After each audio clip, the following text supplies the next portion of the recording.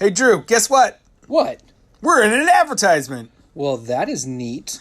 Anchor has asked us to help advertise the platform we use for this very podcast.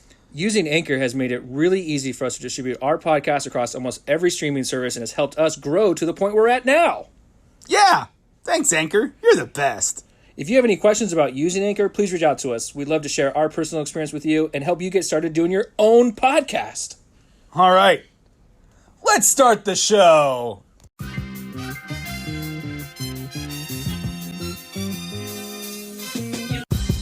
What is up, GBPC? How are y'all doing tonight?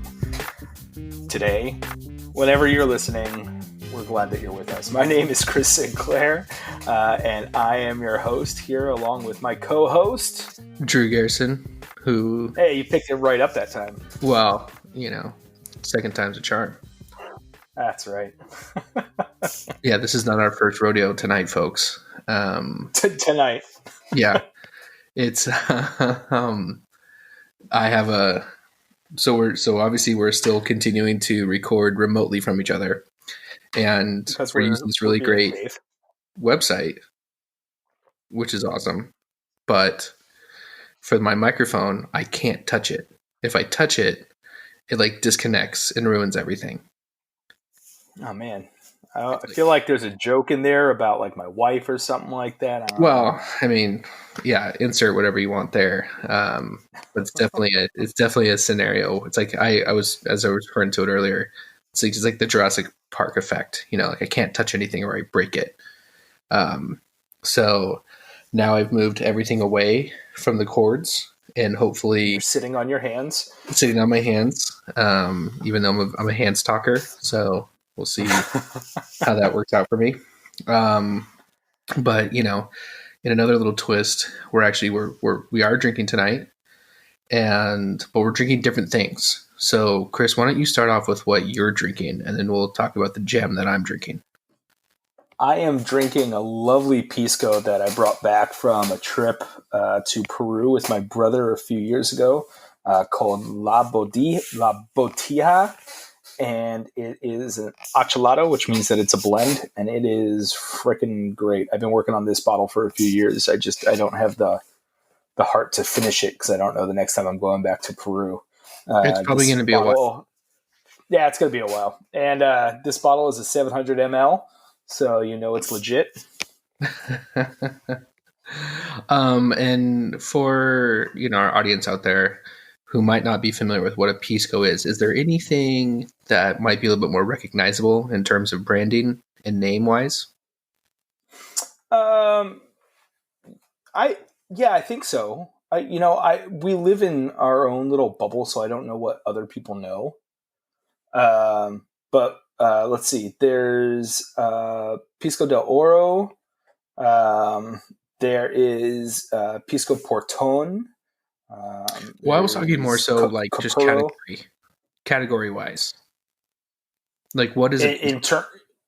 What is a pisco? Oh, pisco it's a white brandy. There you go. That's what I was looking for.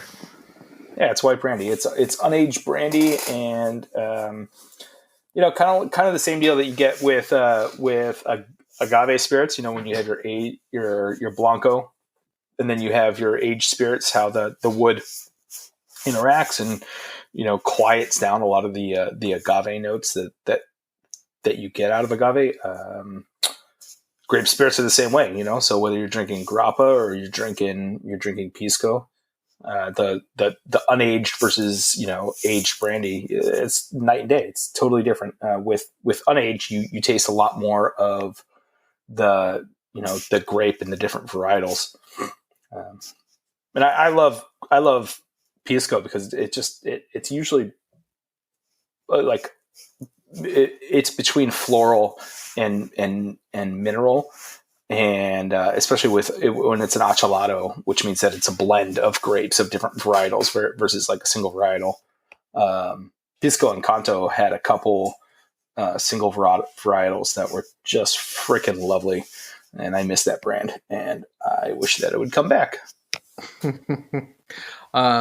So, I've definitely had my fair share of piscos, and definitely had a pisco sour. But I remember at one point going to some sort of like movie viewing of like a pisco project, and one of the things that came up during it was there's actually like debate over where real pisco comes from, whether it's Peru or I'm trying to think what the other country was. Chile. So both, obviously both in South America, but like both of them claiming we make pisco, the other person doesn't, or the other Right. the state doesn't. Right. And And that's so not really a debate. You follow that line? I mean, it's Peruvian. Well, there's a town called Pisco in Chile, and so that's sort of where they put their claim to fame. Pisco. I mean, we found Pisco recipes in old farmhouses up here in the North Bay and in Napa, dating back to like the early 1800s. So it was coming from everywhere historically, because that's the grapes had to come around the Cape in South America and then come up along the western coast, and then those distillates came up to San Francisco and Seattle, and they were dropped off. They were dropped off with the sailors and everything like that. And when we're saying pisco, we're referring to it's mostly like a geographical denomination. Yeah, it has to come from either Chile or Peru, and people will fight you, hand and tooth, if you try to suggest to a Chilean that pisco comes from Peru or vice versa. My favorite, though, is pisco sours being the national drink of Peru and also of Chile, but then informing people that it was an expat from Berkeley who invented the pisco sour just enrages everybody, and it's just fun to watch. Well, I mean, sometimes you have to have an outside perspective to really see it for what it is, I guess so. They were too close to it. It's not hard. It's pisco, lemon, and sugar, right? I mean, it's not very hard to create, but there you have it. There it is. And what are you drinking, Drew? I am drinking something with a little less history, except for this podcast. It has a lot of history on this podcast. I am drinking the Teramana tequila. And I'm going to use this joke again, but can you taste what The Rock has cooked? And I will respond, I think, pretty much the same way as somebody cooked it. I don't think it was him. And yes, I can taste it. So we got cut off, I think, on my third sip of this tequila. And just to kind of reiterate for our fans that will never get to hear that, when it comes to tasting, I'm a big believer in the 3 to 4 taste method. Like, you never want to judge a spirit based off of just one taste, because that is not a true interpretation of what the spirit is. The second taste kind of primes your palate a little bit more, and then the third and the fourth is really what that spirit is supposed to taste like. So because we had to restart, I'm already on the 4th taste. So good for I don't you. want to feel like an asshole, but here, here are the notes.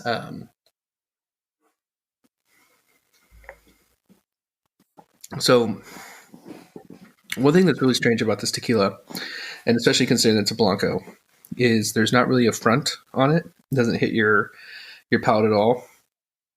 And then it finishes very bitter. Now I'm on to the 4th taste now. So, my whole palate is coated with the what the Rock was cooking. And now, if I remember correctly, some of the things I've seen, because I know it has hit our market now, it's a sub $30 bottle. So I do think it's important to keep that in mind. With that said, this is a pretty rough tequila. It doesn't make a whole lot of sense. It just kind of feels like someone started a tequila project and they got like bored halfway through and then just like wrapped it up really quick. Oh man. There's obviously traces of agave in this. Maybe it's the lack of gluten. I don't know. Maybe that's it. Yeah. Maybe Yeah. maybe it's the lack of gluten in there. But Yeah, that gluten really, really lifts up all the other tequilas and agave spirits that are out there in the world. mm-hmm. But when you first said that it didn't really have any noticeable flavor on the front of your palate, my first my gut reaction was to ask you if you thought that there were additives in there, like maybe there was something, but usually it's the other way around. Usually you taste like something cool and hot on the tip of your tongue, and then the mid palate to the back of your palate tends to get coated with whatever the additive is. So that is pretty strange that you're not getting any real flavor out of the front.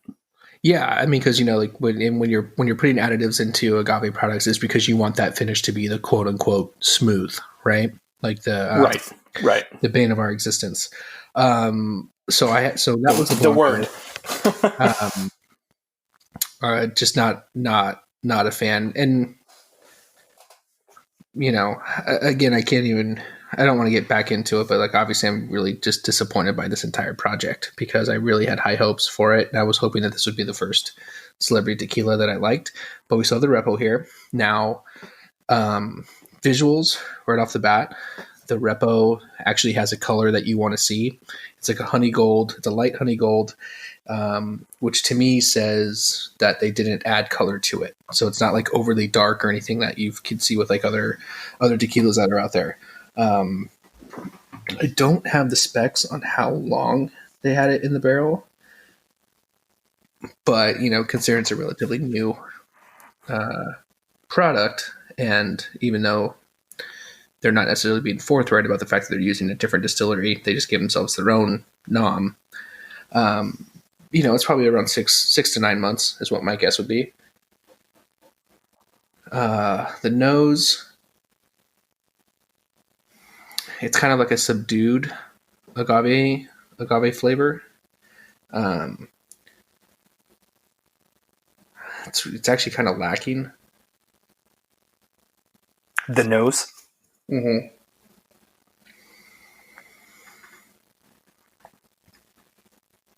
Which makes me think that they're using neutral barrels. Which isn't necessarily the worst thing, but... No, but it's cheap. It's cheap, and if your agave is not giving a whole lot off. So, I don't know if I mentioned it on this one. I know on our trial episode of tonight, I said it, but there's a really unique bitterness to the Blanco. Like one that I'm just not very familiar with, or been tasting a lot of different ones. And usually when it comes to barrel aging, you're able to kind of correct those mistakes, right? Right.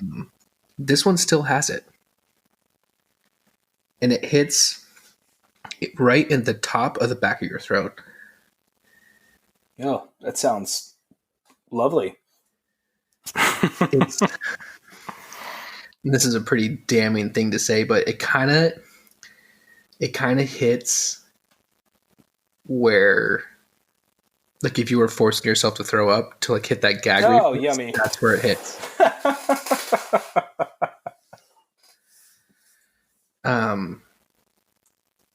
Okay.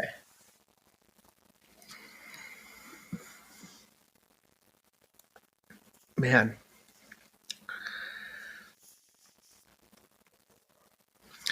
Yeah, there's just the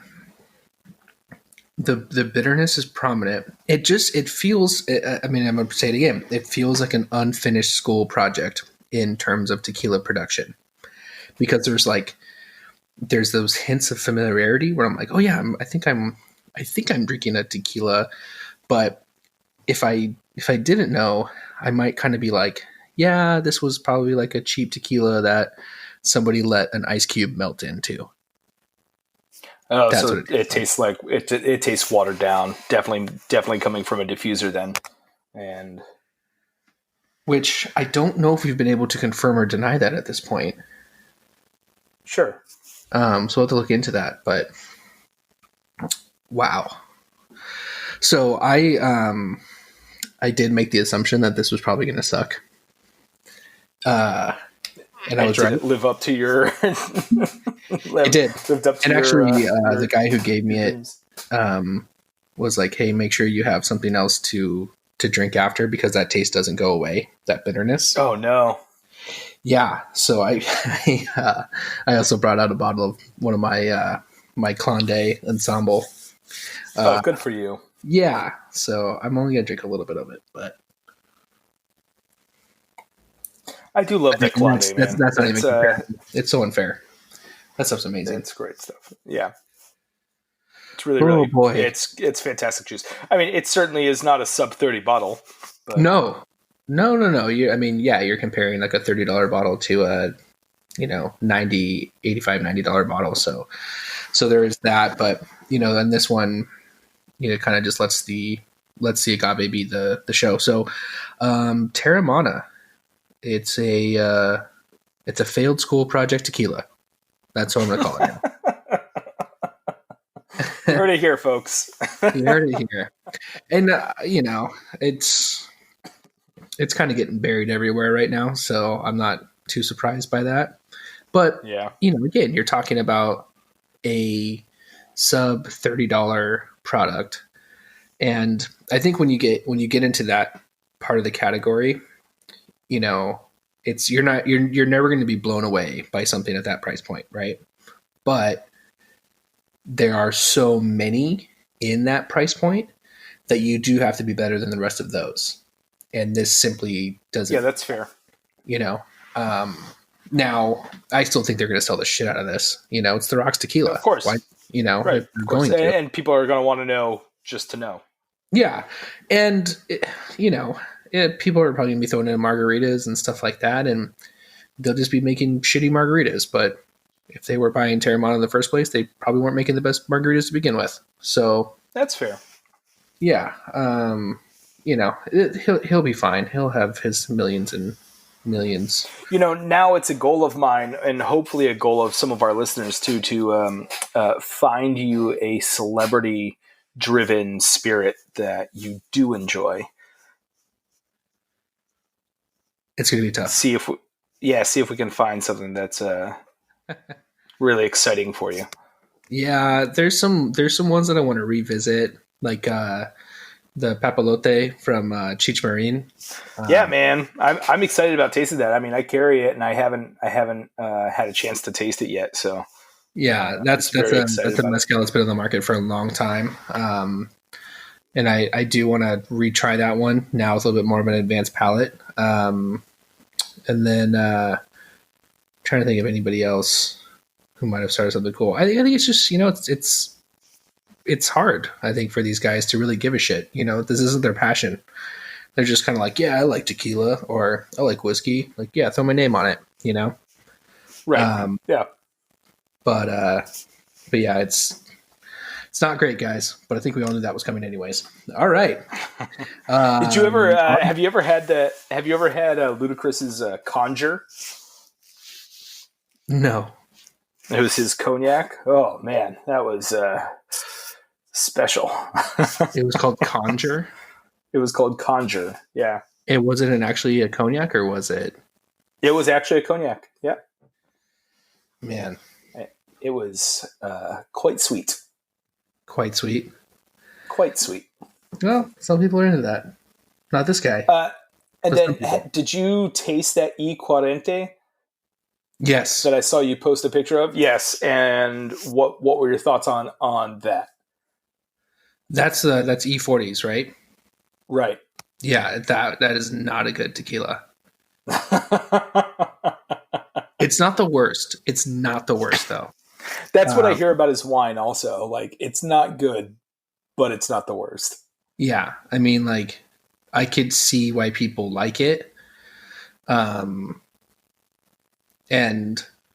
I think with most of those products, like, they're not geared towards my palate anyways, but I feel like I can always understand why certain products go the way that they do. I think this one's a little rough, but nothing will ever compare to how bad I think Sincoro is from Michael Jordan. Well, that's fair. Yeah. That one is just like unreal. Like, I don't know whose palate that is for. Yeah. Did anyone taste it while they were making it? I don't think so. I really don't. And then, it's one of those bottles now that when I see it in certain places, I for sure like lose respect for that place. Well, you haven't been to any places in a while, so That's true. we'll see. That's true. We'll see how that turns Maybe out one of in the the long maybe run. one of the benefits of COVID, it'll kill Sincoro. But it's no more negativity. Yeah. Let's move on from that. So, again, it's tough to find stories that are not completely overwhelmed by the whole coronavirus and everything Yeah, and associated with it. we definitely had a conversation about one or two that we decided to not approach today. Yeah, because I mean, it's just we're trying to find things that are relative and topical, but then also like we can pull things out of it. And so the first one that I have is actually about a delivery service for alcohol, and it's called Minibar Delivery. Now, in our area, in Sacramento area, we have quite a few. We have like Drizzly and a couple other delivery apps that you can use for alcohol. I had never heard of this one before, so it definitely I caught my had not attention. either. I was like, where are they from? And they definitely have a presence here in California, but I had never heard of them. And this article was really interesting because they were just talking about some of the impact of COVID on them. And so right off the bat, they saw or over the past couple weeks, a 515% increase in new buyers. Their overall sales went up 139%. And then additionally, they saw a 22% increase in order volume. And then they claim that 90% of the stores that they work with are mom and pop shops. So they're doing a solid for everybody. And so, yeah, but when you looked and then when I looked, it does seem as though they're, at least the brands that they're pushing seem to be big box store brands. It seems like 100%. Total Wine and Bevmo. I mean, to be fair though, most mom and pop shops carry the same exact brands, right? So, Right. And I mean, and I'm only they don't tell you who it's coming from. So right. that's something to consider. Like Drizzly tells you where it's coming from. These guys, I couldn't find it unless you need to like set up an account, but just kind of like a surface level view of it. I wasn't able to find any information, but yeah, I mean, this is obviously something that is pretty topical for the both of us. For me as a distributor, we want to be on these apps and stuff. Unfortunately, with like my stuff, because it tends to be a little bit more esoteric and not as mainstream, it's tougher for us to get on these things. Now we are on them, and it's really on the account to kind of set those up for us. But most of the time, you're just kind of seeing the big boys like on these different apps and stuff like that. And then for you, Right. obviously, Yeah, and in our experience as well, it's been kind of similar because we're small store, so we can only have so much stock on hand, which is prohibitive, I guess, for some of these apps, and then also which brands we carry. I know Drizzly wanted us to carry a certain amount of cases of Crown Royal and Tito's, right, in order to sort of qualify, and that those just weren't sort of things that we wanted to do. Yeah. So we'll explore also with Minibar and see what they do. Maybe it'll work out. I mean, that'll be beneficial for us to have more hands delivering our product. So. Yeah, absolutely. And I think that was definitely a thought that I had. I was like, oh, I wonder if Chris has looked into this when I was reading the article. But they were also talking about delivery habits and stuff. And so they had brought up the Washington, D.C. area, and they're like, in this area, you see a lot of people buying this. And then in this area, you see a lot of people buying. Apparently Veuve Clicquot is very popular in Washington, D.C. Yeah. which is crazy. So I thought that was really interesting. Hey, it's And great wine. it does make me think that it's like, okay, so is this some potential data mining that you can do, right? That you can give to big companies in the future and stuff like that. I'd be like, hey, we know that this area goes through or orders a lot of this stuff. This is where you guys should be, promoting this and promoting that. Without a doubt, it's a missed market opportunity for income if they're not already thinking that.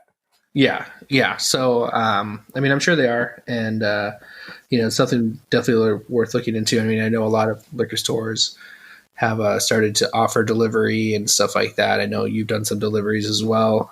That's right. But yeah, man, I think anything you can do to survive these times, you got to do it. And yeah, I still have rent I got to pay. So we gotta figure that out. So right.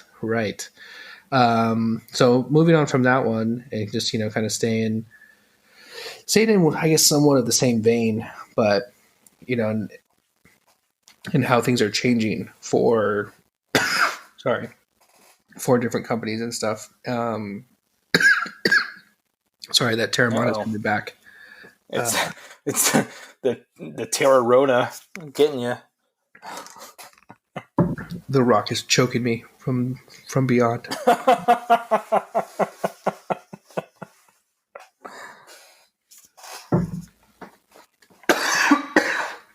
Oh man, Drew, you alive? You with us? Oh man, it was definitely the Rock virus. So sorry, everybody. Kentucky has just approved a new law that's going to allow for direct to consumer shipping from breweries, vintners, and distillers.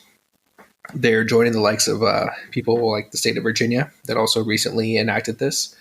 What I thought was interesting about this, however, was this doesn't kick in for 90 days after their session ends, so they actually don't have an official start date on when breweries, vintners, and distillers can start to do this. Now, optimistically thinking, we will hopefully be out of this pandemic, or at least on the road to recovery by that 3-month mark. But it seems like this is going to be like an all the time thing now. And yeah, that's definitely what it sounds like to me. Yeah, and so the way that they set it up was wine and beer can ship 10 cases per month per customer, and distillers can ship up to 10 liters per month per customer. So quite a bit, and it had a lot of support from like the major players as well. Yeah, of course it did. So I'm curious to kind of hear what your thoughts are, like as a store now.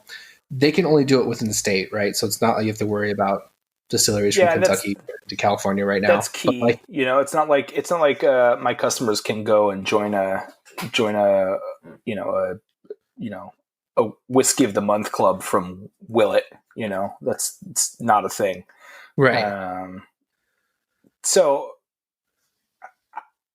it is fairly limiting in that perspective. Right. I mean, and I think that it's kind of cool. I mean, especially in Kentucky, shoot. I mean, you got the cream of the crop for bourbon right there. I mean, that'd be great. Although I feel bad for the whiskey stores that do exist, because in theory, they will see a drop. And that would be my concern, if I was in one of those states, is, how am I going to attract people to still come to me, to still shop with me, apart from some sense of loyalty? Like, how do I offer them something that that people can't get with a click of a button? Right, but again, it is limited to in-state distilleries, breweries, vintners. Right. Yeah. And in California, vintners and brewers can do that already.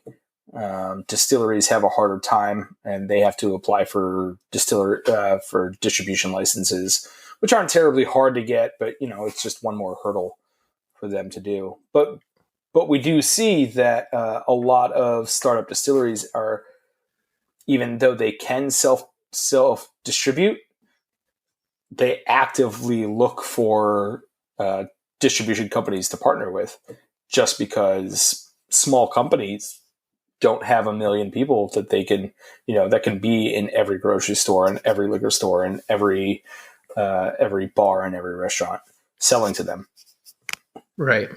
Yeah, this was actually something that when Virginia had put theirs into place, I had shared an article on Facebook, and just kind of with the prompt of, does this signal the end of a 3-tier system? And, again, as a reminder of what a 3-tier system is, you have your supplier to your distributor, from your distributor to your, your liquor store or restaurant, and then from your liquor store or restaurant to your actual consumer. And so through these tiers, obviously things get more expensive. Now, it was a lot of split opinions on kind of that whole approach to it, whereas some people were like, yeah, it'd be great if you could just buy directly from the supplier from anywhere. And this was, I think most people's mindset towards it was like not just in-state stuff, but everywhere, right? So Right. if I want a rum, I can get a rum from here. I don't have to worry about this or that. I don't have to worry about if it's distributed here or anything of that nature. I just get it. Now you can do those things if you're willing to kind of, bend the rules a little bit, but I think that's where most people were looking at it from. And then it was interesting because then other people from all kind of different walks of life were like, oh, well, this would like put me out of business, or this would kill small brands, because, kind of to your point of, if you have small brands, they don't necessarily have the manpower to go out and sell the products, right? And yeah, but on the flip side of that same coin, they then have the ability to create tasting clubs, right? That they can ship within the state. So it might not actually kill small brands; it might actually help small brands. But that's again only if they're local, and if they're in a place that would be, a place that has enough people around it that would facilitate it. If you're in the middle of Idaho, it's not going to help you one way or the other. But if you're in the middle of San Francisco, it definitely helps you. Or California in general, right? Like if you're in Humboldt and you want to send to people in San Francisco, that would definitely help you. Yeah, I mean, I think there's definitely some positives and negatives to the whole thing, and that has been one of the many byproducts of the coronavirus, is that we have all these different rules that are kind of being pushed through a little bit quicker to make life either easier, on some of these smaller companies. And so, yeah, it'll be interesting to see like kind of what sticks around, like when things get back to the quote unquote normal. Yeah,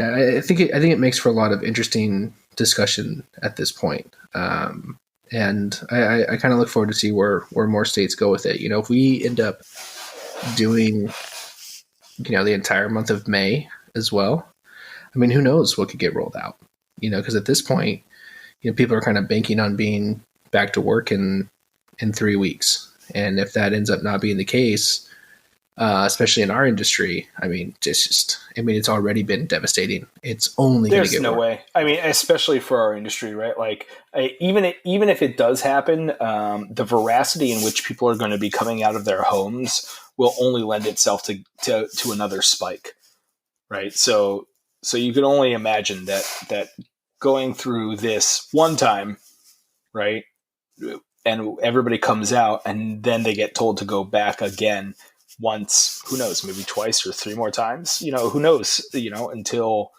CDC and scientists can actually figure out how to kill this thing. Right. Yeah. I think that's definitely something that it's becoming a little bit more grim, and especially as they do roll out different helpful, and I say that with heavy air quotes, Sure. loans and things like that. Cause it just, they really don't help people. And like for a lot of these small business loans, there's these requirements that go into them that are so heavily dependent on staffing, which I get, right? Like you're trying to put money back into people's pockets, but there's if let's, and I've heard a couple different numbers, but if it's like 75% of it has to go to your staffing, like that's just ridiculous. That leaves nothing, almost nothing for your rent, utilities, the rest of the overhead that you have. And then also with the promise, these stipulations that, you got to make sure that you hire everybody back by June. And it's like, if we enter a recession, you might not be able to bring everybody back. I know everybody wants to, right? And then you're on the hook for that loan. So there's a lot of, really, really shitty things. And I'm just trying not to go too much down that rabbit hole because it gets very depressing quickly. But let's move on from there. Let's talk about something, a story related that's actually nothing to do with coronavirus whatsoever, which is nice. It's a nice change of pace. That's refreshing.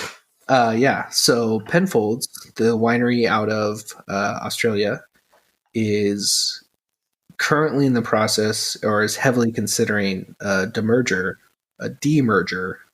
from Treasury Wine. They're hoping to have this completed by 2021. Yeah, so Treasury is one of the, if not the biggest, maybe wine outlet at this point.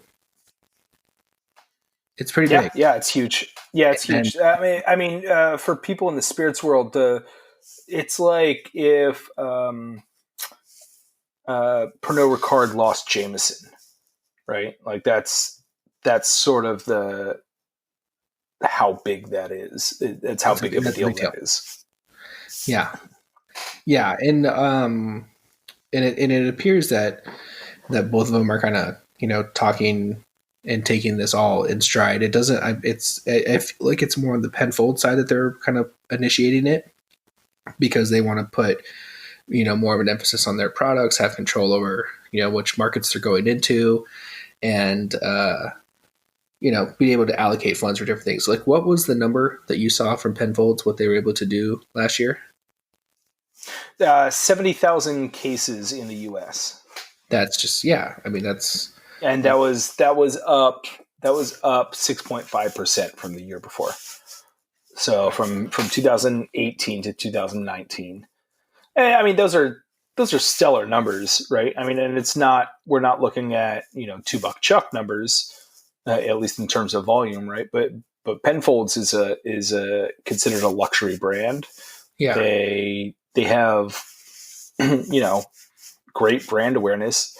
They were currently doing, 10% of Treasury wine, which is huge for a company that size.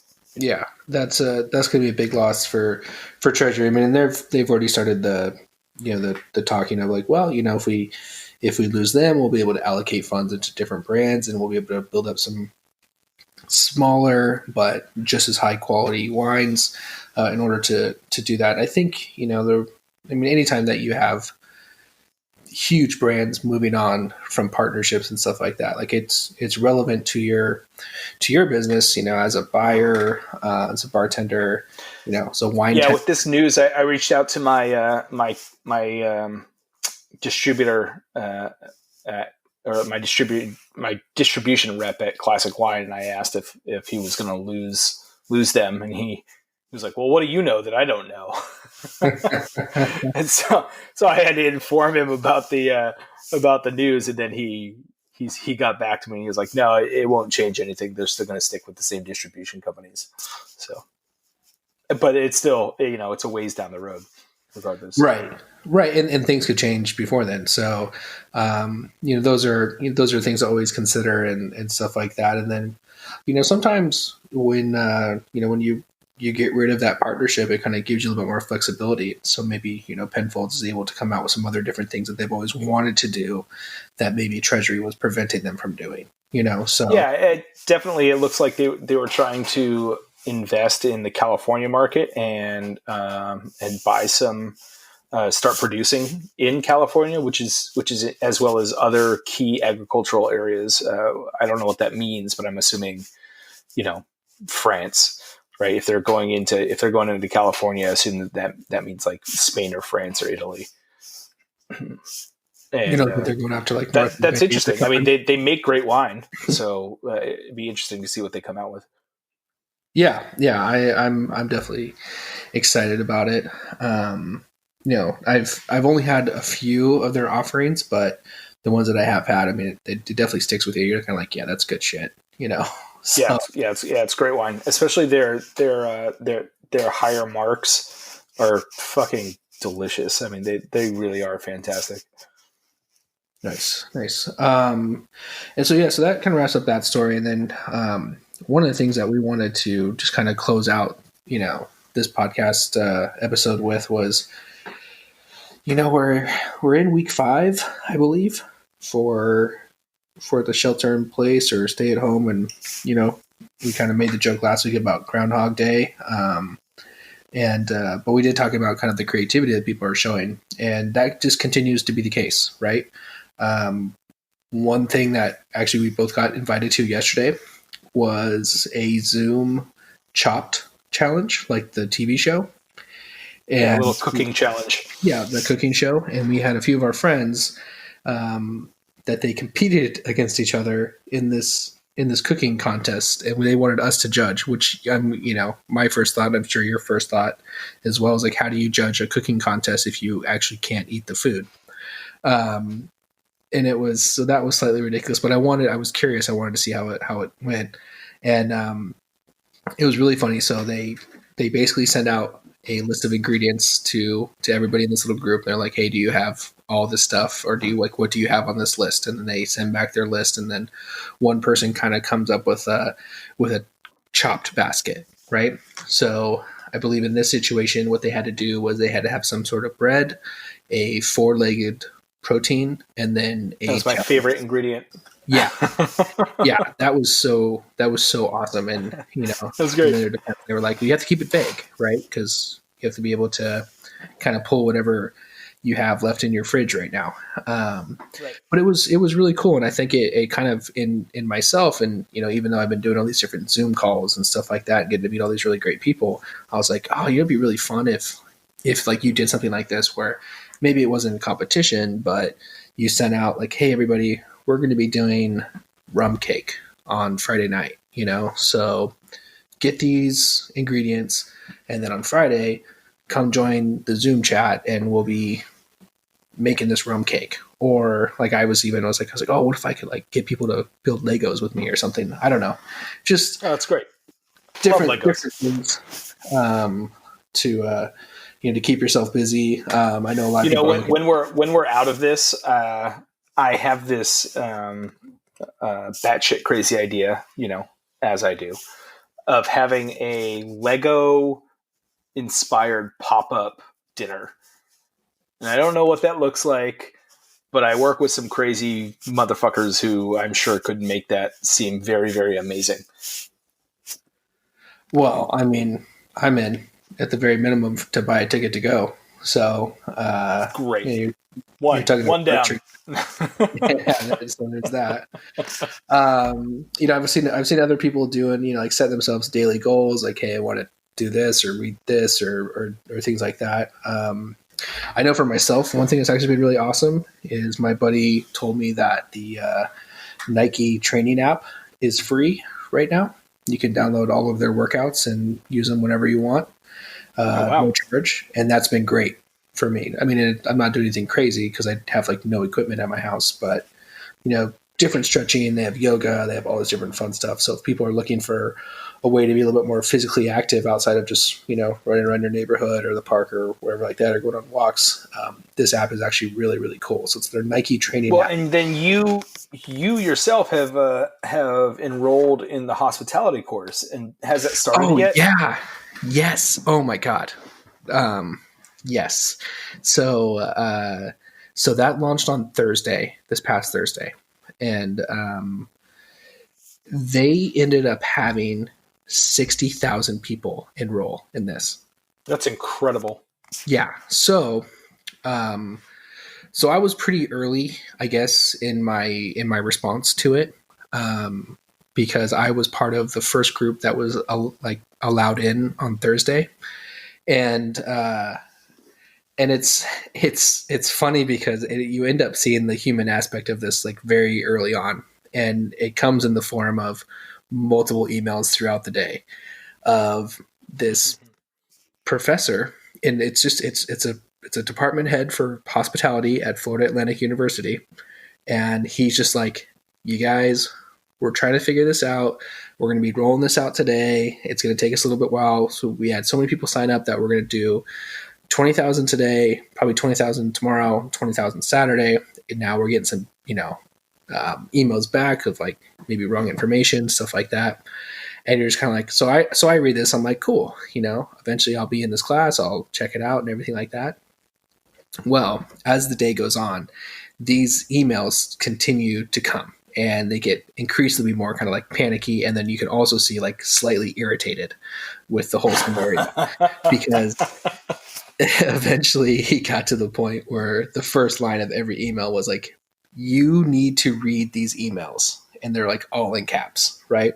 I mean, exactly how a college professor would talk to you, right? So, Sure. We're having problems with this and we realize we're having problems with that. Like we didn't think that we'd have to scale it like this. So we're really, really, really, really trying to figure it out. And again, they had 60,000 people enroll. Now I get my login information and I'm like, cool, I'm going to log into my student account and I'm going to check out this course. I'm going to start knocking this course out. Well, I log in and the course isn't there. I'm searching all around. I'm trying to figure this out because I don't want to be one of those people sending emails, right? Eventually I get to the point where I'm like, I cannot find this course. Like this does not make any sense. So I'm going through all the emails and this, that.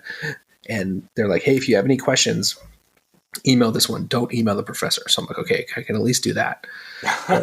Poor guy. So, yeah, the guy just got annihilated. So I email them. We get an email back a couple hours later. It's another general one. It's like, hey, we know that some people logged in. They didn't have their classes. We're going to have this figured out. Just bear with us. And then sure enough, 24 hours later, maybe a little bit more, they had it figured out. I logged back in, saw my course. The course is so much more legit than I thought it was going to be because you just get a certificate, right? But you're like, I mean, this is like full on. Actually, let me pull it up right now for you. So they start off with videos, and then you have to go through each one in order to open up like the next thing, right? So he did a welcome video, and this was probably about 2 to 3 weeks ago when he did this video. At the time, he's talking about it, only 10,000 people had signed up. When I say only, like Jesus, right? Oh my God. 10,000 people had signed up at that point. So I'm just sitting there like watching this guy. I'm like, oh man, like now that I've read this guy's emails all day, like seeing his face, like, oh, I feel so bad for him. But then I go through the rest of the syllabus, and so you have that getting started, and it basically has like all these welcome videos and like a practice quiz and shit. And then the first session is the law and you, all the legal information for hospitality. So it's like, whoa, okay. And then you get into the second session, competencies for hospitality success, career path, and so on. And then that is like let's see, the first one only had 2 parts that you take a test. This one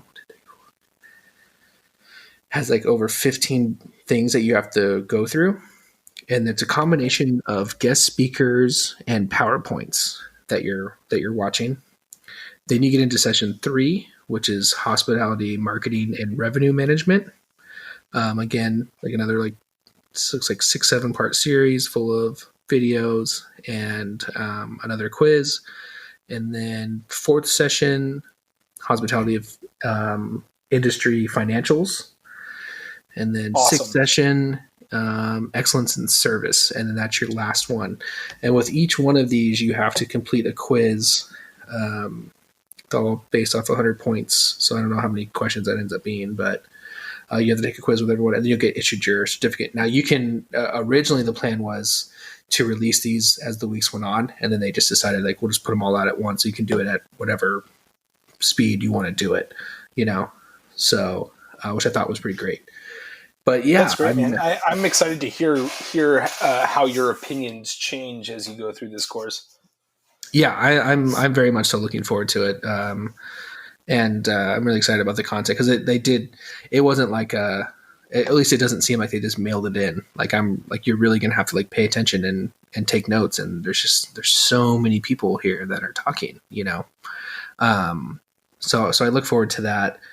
And I've seen all kinds of other different training modules all across the internet and stuff like that. So hopefully people are finding cool stuff to entertain themselves and maybe pick up a new thing. But I also feel that like, hey, if you're just trying to survive right now, don't worry about trying to learn something new because it's just there's enough on your plate having to deal. Yeah, man. This shit is traumatic. The world has never seen anything like this, and that's okay that you don't learn a new language, right? Or end up with a six pack or whatever the fuck. There's no judgment there. Yeah. That being said, I am doing my Duolingos every day.